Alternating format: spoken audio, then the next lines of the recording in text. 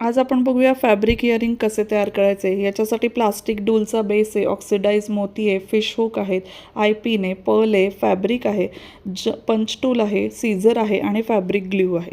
तर आता हे फॅब्रिक जे आहे हे उलट सुलट बघून घ्यायचं आहे आणि त्याला छोटे छोटे कट द्यायचे.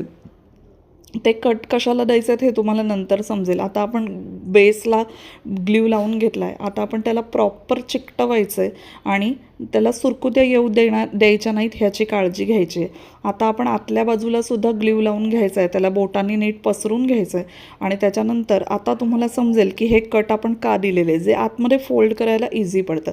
हे मी ऑलरेडी एक बनवून ठेवलं आहे. हे आहे पंच टूल. पंच टूलनी आपण त्याला एक्झॅक्टमध्ये होल करून घ्यायचं आहे. हे बघा जसं दाखवलं आहे त्याप्रमाणे.